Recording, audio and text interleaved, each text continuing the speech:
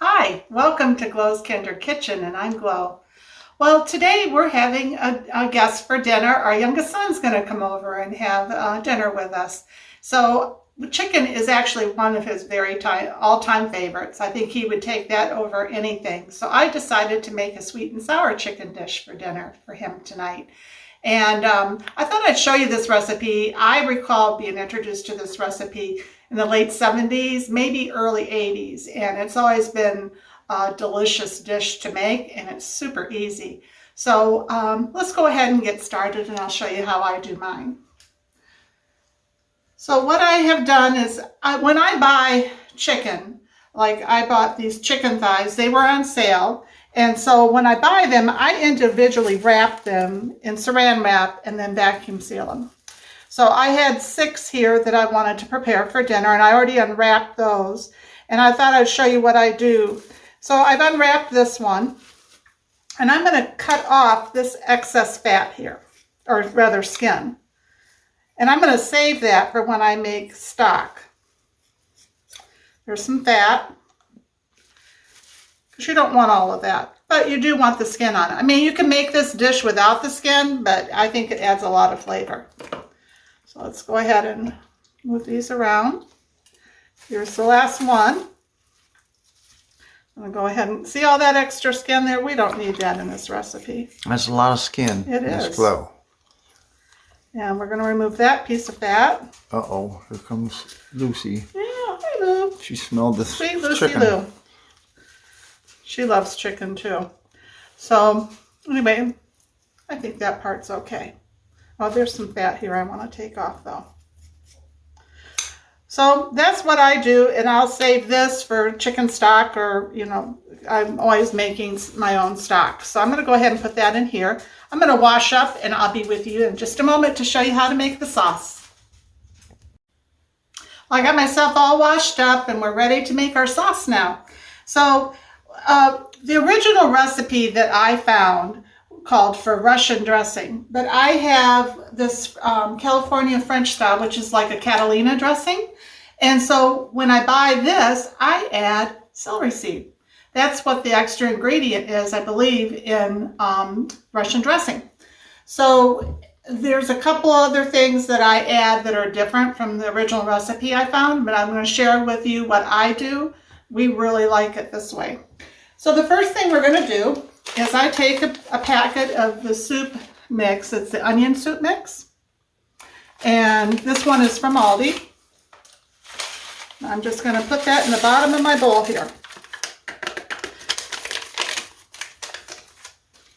And to that, I'm going to add 3/4 of a cup of this French dressing, the California style. And the difference is it's red. See how red that is? Some of them come that are real, you know, lighter color. And I believe it has mayonnaise in it, and this does not. So I'm going to go ahead and pour that in. I'm going to scrape it out so I don't waste any of that.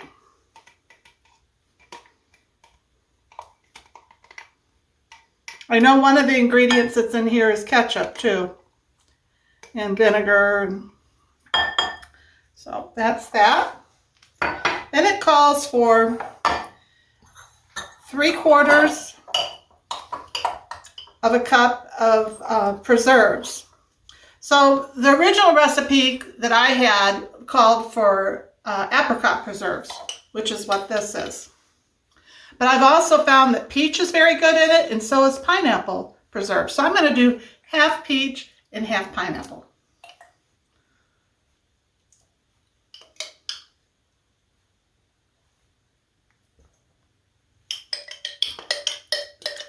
And this is the end of my apricot. I have another one here on the side just in case I needed it, but I don't think I'm going to need it.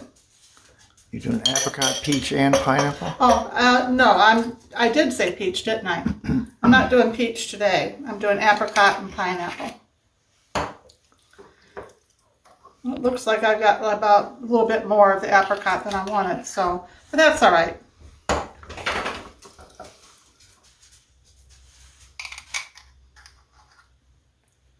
We'll taste this at the end to see if it tastes okay. The nice thing when you're cooking and not baking, you don't have to be so precise with your ingredients. But when you're baking baked goods and stuff, it's very important to follow your directions. At least the first couple of times you're making a recipe. So the next thing I put in is sesame seed oil. I do about a teaspoon. It adds some nice flavor to it. Just a tad more. There we go.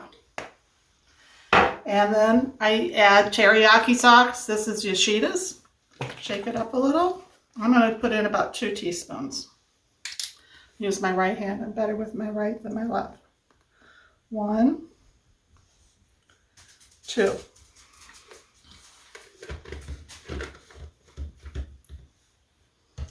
And then I put in ground mustard. I don't recall if it called for that in the original recipe, but I like it in it. There's not very much left in this container, so I'm just going to put the whole thing in.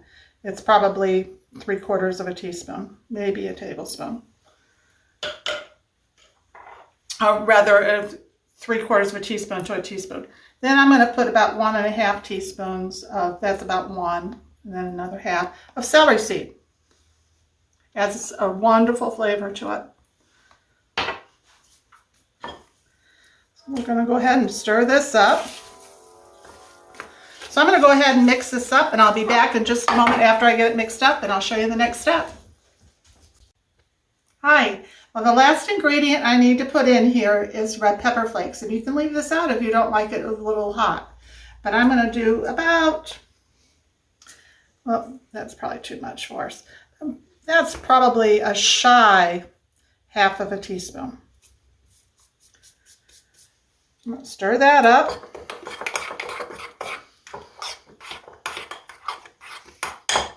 I'm going to taste it.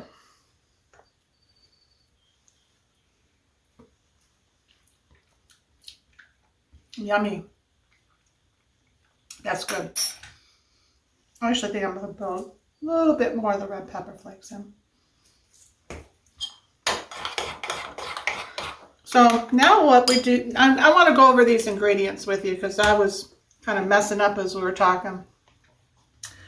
The ingredients are, I have the Aldi brand of the California French style dressing, which is like Catalina. It's red. You can get the French style, you know, the regular French style, but it's a lighter color, and I believe it's because it has mayonnaise in it. But you want the one that's red. Or use Russian dressing. The next thing is Apricot Preserves. I have put in this. I said peach in the beginning, but I did not use that. I used the apricot. And I used pineapple. I used about 1/2 and 1/2 of each, with 3/4 of a cup total. But you could use just one of those if you wanted, but you want equal amounts of the jelly or preserves and the dressing. Then you want to put in about a teaspoon of the sesame seed oil. And I always get it toasted. The celery seed, I put 1.5 teaspoons in. Reason I did put that in is because this dressing here does not have celery seed in it, and celery seed adds a lot of flavor to this dish. I put in about 3/4 to a teaspoon of the ground mustard, and I used up this container, so now I know what I need to buy. And I put in teriyaki sauce, and I did about 2 teaspoons of that. Miss Chloe, why do you use the toasted sesame seed? It adds more flavor than just the regular. Fine. And then, of course, the crushed red pepper flakes. But if you don't like heat to it, don't add it. Okay. So now what we're going to do is we're going to pour about 1/2 of this over this chicken.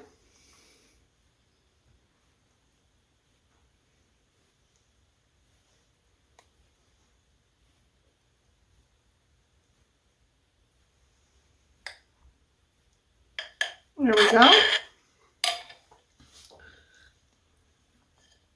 My hands are clean. I just did that so it doesn't spill on the counter. And now what I'm going to do is I'm going to take and I'm going to turn my chicken over. And these are thighs. I've seen recipes that call for the chicken breast, but we prefer the thighs.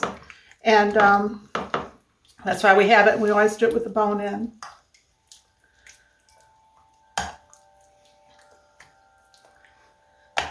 And I'm just turning it over so that that dressing can get down inside and start marinating in this chicken. And by using tongs, it just makes it less messy. Slippery devils. Yeah, they are slippery. You're absolutely right. There we go. Turn that. By pulling that out on my tongs, it stops it from opening up. And now I'm going to pour the rest of this over the top.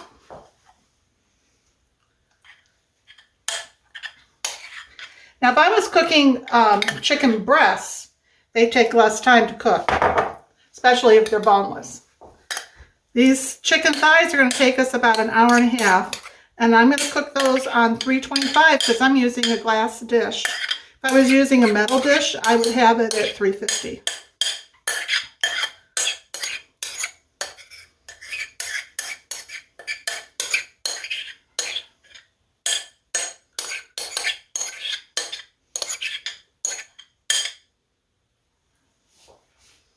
And you can use this sauce for pork as well, or fish. It's delicious. I imagine it'd be really good with shrimp too. I've never thought about it until just now.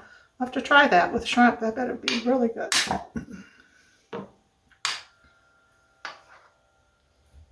So that's all there is to it. I'm going to wash my hands and I'll be right back and I'll show you the next step, and we're going to be putting it in the oven. See you back in a moment. Hi, well, here's our chicken. And one of the things I forgot to include in those ingredients towards the end here was the onion soup mix. We used 1 packet of it. If you don't have onion soup mix, what you can do is use the dried onion along with some beef bouillon. Or you could use chicken bouillon if that's all you had. But that you could do as a substitute. I would do about 3 tablespoons of the onion, the dried onion, and then about a teaspoon probably of the bouillon. But I just wanted to show you that I had forgotten to tell you about that, and also the tip on if you don't have that on hand. But anyway, now what we're going to do is cover this with foil.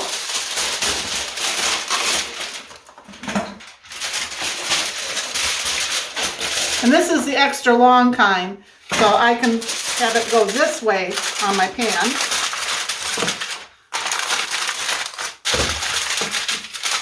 And just seal it up real good. And this is going to bake at 325 for about an hour, and then I'm going to take the foil off for the last half hour and let it brown. It should turn out nice and tender in the end. So anyway, we'll see you then. Well, it's been an hour and I just took the chicken out of the oven while it was baking with the foil on. And now it's time to take the foil off and bake for an additional 30 minutes. Always lift the lid or the foil away from you or other people so it doesn't burn, because the steam burn really hurts. Oh, does that smell good? Looks good, Miss Glenn. So what I'm doing now is I'm taking some of this sauce and I'm putting it over the top. The reason that you remove the foil for the last half hour is so that the chicken browns. And I will say sometimes you need to bake it a little longer. It just depends on the size of your chicken pieces. And some of these chicken thighs are pretty big, as you guys can tell. So, use a recipe as a guide, especially for cooking stuff like this. When you're baking baked goods, that's a whole nother ball game. But this, you really have to go according to how much and how large your pieces are. So all I can tell you right now is I'm hungry and this smells delicious. Smells delightful. Thank you. So I'm going to go ahead and put this back in the oven for at least a half an hour, and I'll be back with you to show you the finished chicken. Well, welcome back. I just took this chicken out of the oven. I do need to tell you it took an additional 20 minutes. But you can tell how it's browned on top, and the sauce has reduced, and I got to tell you, it smells awesome. It does. So anyway, we're going to let this cool for a little bit, and then we're going to have our youngest favorite son and taste test this for us. He's here, and he said he would love to do that. So anyway, we'll be back in just a little bit. Hi, well, this is our youngest son, Maxime, and he's here tonight to have dinner with us. And we're so happy to have him, and he has offered to be our taste tester.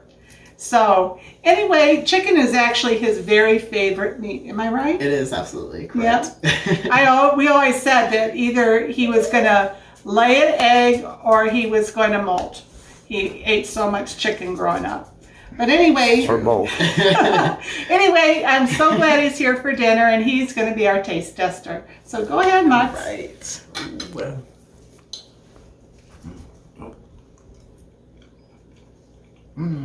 That's really good. That's sweet. I like that. What is that?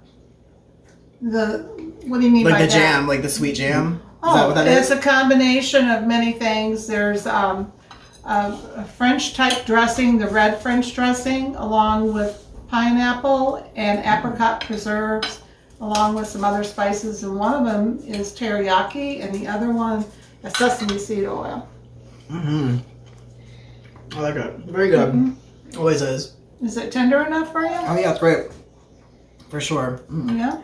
Could eat all right now if I wanted to. It does smell good.